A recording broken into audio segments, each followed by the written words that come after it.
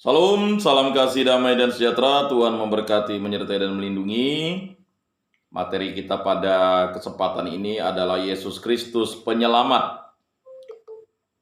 Ia akan melahirkan anak laki-laki dan engkau akan menamakan dia Yesus karena dialah yang akan menyelamatkan umatnya dari dosa mereka.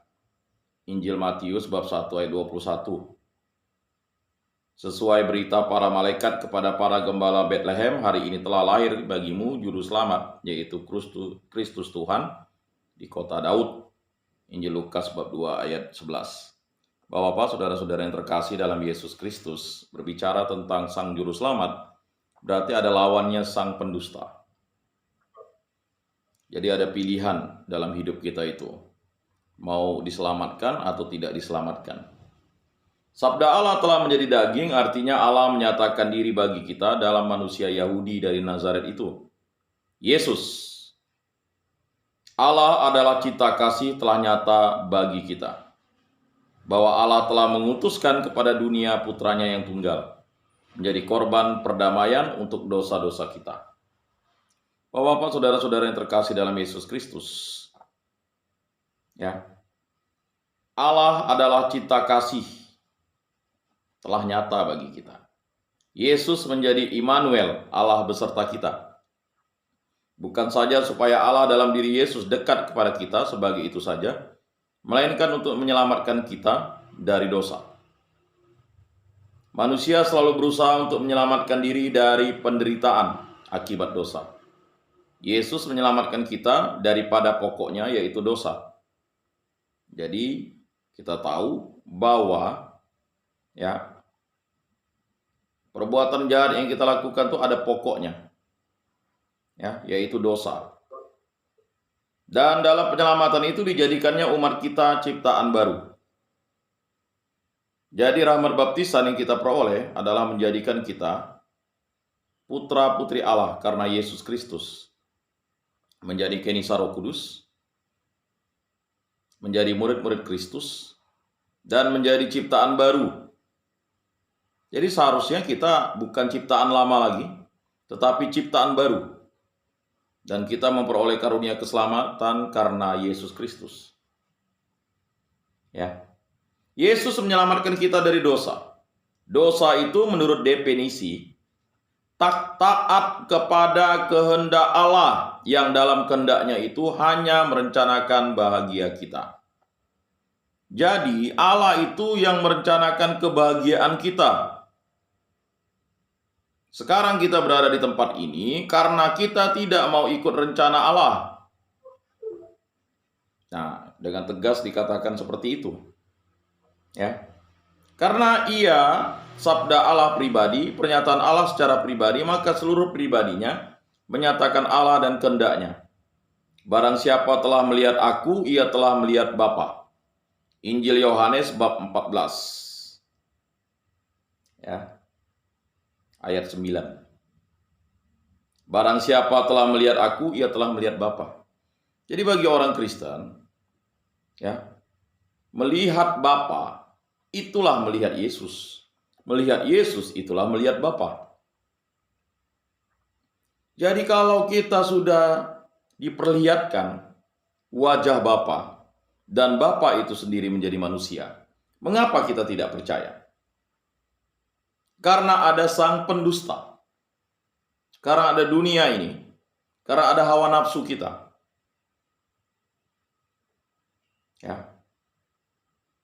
Tunduklah kepada Allah, lawanlah iblis, dia akan lari daripadamu.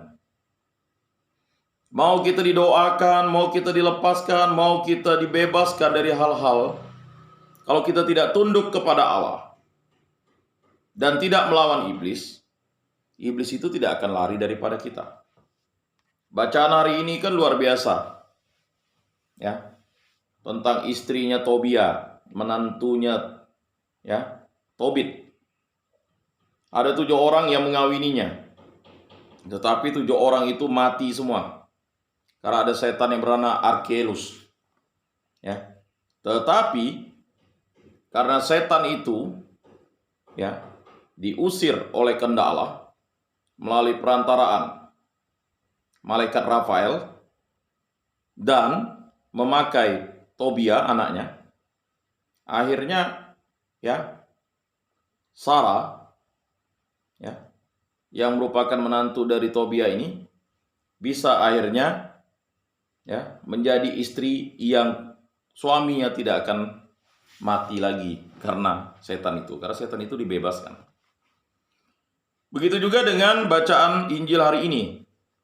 Ya, kalau yang membaca bacaan Injil hari ini ya dalam bacaan Katolik, harian Katolik.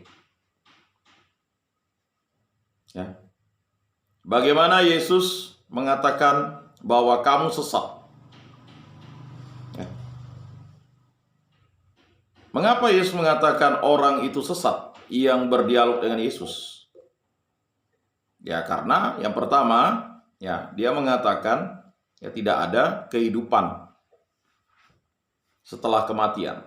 Dan dia menguji Yesus. Bagaimana kalau orang itu ya sudah kawin atau perempuan itu kawin dengan 7 laki-laki ya, atau laki-laki itu kan dalam tradisi Yahudi kalau misalnya dia kawin tanpa meninggalkan anak, adiknya itu harus mengawini perempuan itu sampailah dia mendapat keturunan.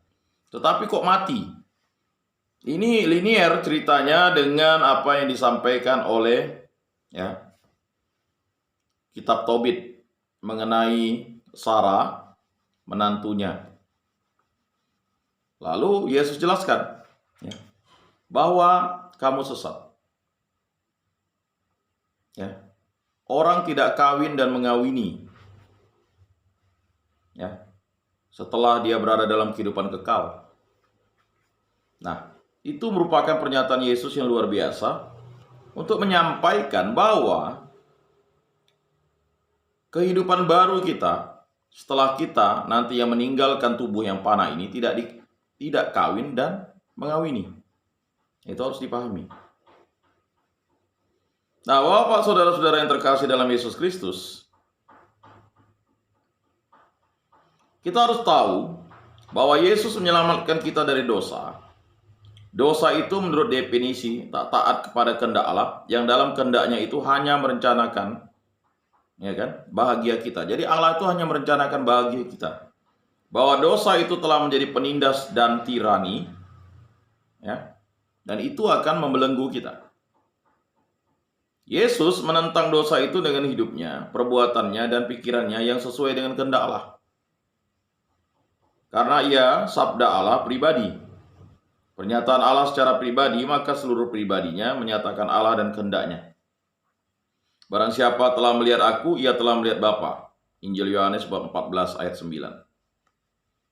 Justru itu, seluruh eksistensi Yesus, kehendaknya sendiri, hanyalah kehendak Bapa. Ajarannya hanyalah ajaran Bapa. Perbuatannya hanyalah perbuatan Bapa.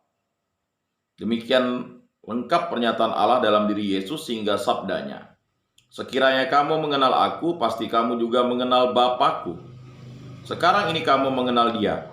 Kata Filipus kepadanya, Tuhan, tunjukkanlah Bapa itu kepada kami. Itu sudah cukup bagi kami. Injil Yohanes bab 14 ayat 7-9. Maka teranglah bahwa dosa langsung bertentangan dengan Yesus dalam pribadinya.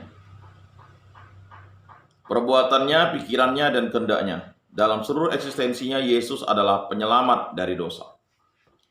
Jadi kalau tidak ada Yesus Kristus, kita hidup dalam dosa.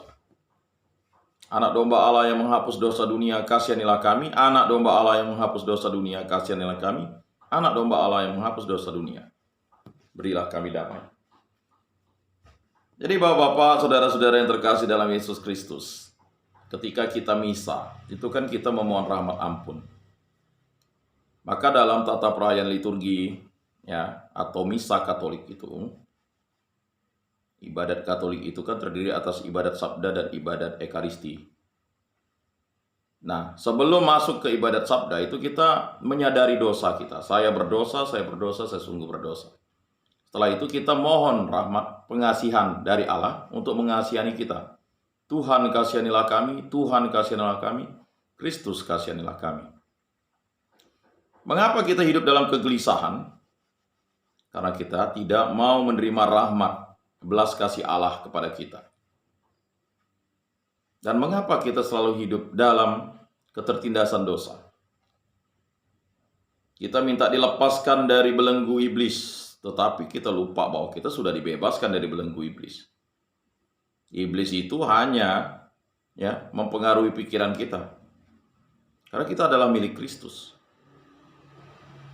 Kita mau dilepaskan dari dosa ini, dosa itu, tapi kita tidak mau rahmat belas kasih Allah. Ya tidak akan bisa. Syaratnya untuk bebas dari belenggu iblis itu adalah tunduk kepada Allah. Lawanlah iblis, dia akan lari daripadamu.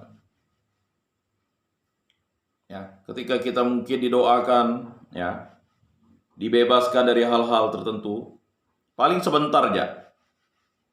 Sejam udah oke, 2 jam sudah risau lagi kita, gelisah lagi kita. Karena dunia, hawa nafsu, dan iblis itu memang ingin mengungkung kita, ingin memenjarakan kita. Jadi kalau orang yang berada dalam belenggu dosa itu terpenjara dirinya.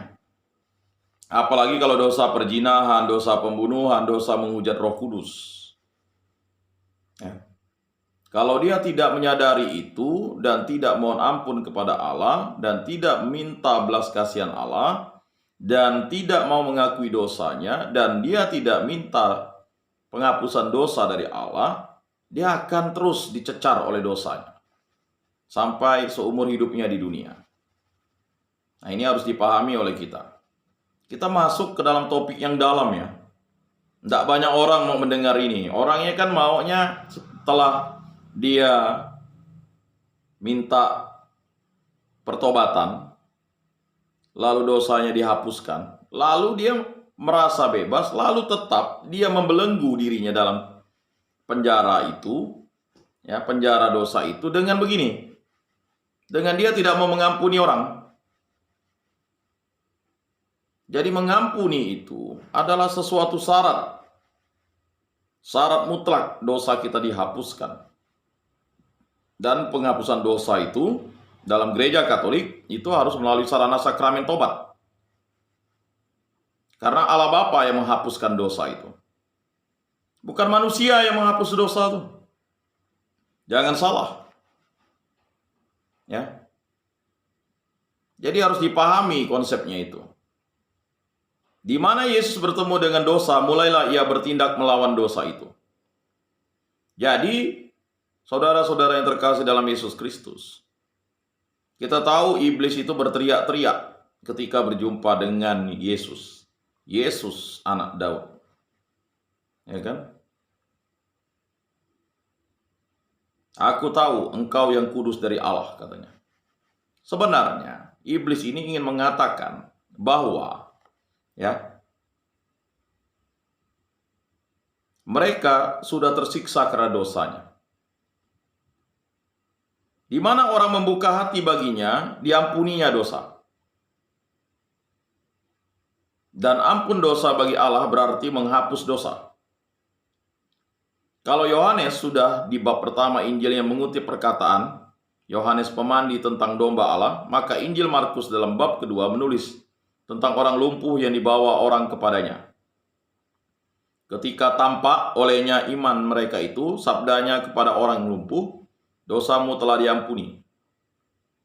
Atas keberatan beberapa ahli Taurat, siapa dapat mengampuni dosa kecuali Allah sendiri? Maka sabdanya, Putra manusia mempunyai kuasa untuk mengampuni dosa. Nah, jadi Yesus memiliki kuasa untuk mengampuni dosa yang sama dengan Bapa di surga, yang sama dengan Allah. Berarti Yesus Kristus adalah Allah. Allah ia cinta kasih, tak lebih terang kalimat itu daripada kenyataan bahwa Yesus disebut sahabat orang-orang yang berdosa, dan bahwa ia makan-makan dengan orang berdosa, menjadi kawan semeja dengan mereka itu. Injil Matius bab 11 ayat 19. Kemudian Injil Matius bab 9 ayat 11 dan Injil Lukas bab 7 ayat 48. Dan Injil Lukas bab 15 ayat 2. Tetapi selalu karena cinta kasihnya kepada manusia itu, maka sabdanya, engkau telah sembuh, jangan berbuat dosa lagi. Injil Yohanes bab 5 ayat 14, Injil Yohanes bab 8 ayat 11. Bapak-bapak, saudara-saudara yang terkasih dalam Yesus Kristus, memahami tentang Yesus Kristus penyelamat itu tidak mudah kalau kita hidup dalam kedosaan. Membelenggu diri dalam kedosaan. Tidak memohon ampun. Ya, jangan jauh, misalnya kita punya selingkuhan lalu punya anak. Kita hidup dalam belenggu dosa sebenarnya. Sampai kita mengakui dosa kita itu di hadapan Allah dan di hadapan istri kita, bahwa kita memiliki anak dari selingkuhan kita. Walaupun kita rajin ke gereja, tapi kita menutupi dosa kita itu, ya kita akan hidup dalam kepalsuan. Ya. Rahmat pengampunan itu tidak bisa datang ke kita kalau kita menutup diri terhadap rahmat pengampunan itu. Ya, banyak di antara kita kan mungkin tidak berani mengakui dosa kita di depan istri kita. Ya, kalau bapak-bapak ini mengakui dosa di depan istrinya, siapa yang berani? Ya. Nah, sampai di titik itu kita hidup dalam kedosaan kita. Tetapi Allah tahu kedosaan kita, makanya kita harus membuka diri terhadap Allah. Ketika kita membuka diri terhadap Allah, disitulah rahmat pengampunan terjadi, dan kita mohon belas kasih Allah untuk merubah diri kita supaya hidup dalam rahmat Allah. Kata asli Saitan berarti penentang. Jadi setan itu artinya penentang. Itulah nama dalam bahasa Ibrani untuk iblis, Saitan. Ya. Artinya penentang. Ya. Jadi kalau misalnya kita penentang, itu berarti kita melawan kehendak Allah. Nah, kalau kita melawan kehendak Allah, itu kita lalu sesuatu itu bukan berasal dari Allah, tetapi sesuatu itu berasal dari kehendak jahat. Ya. Jadi kalau kita hari Minggu tidak ke gereja, kita menentang Allah, berarti kita mulai mengikuti sesuatu yang jahat.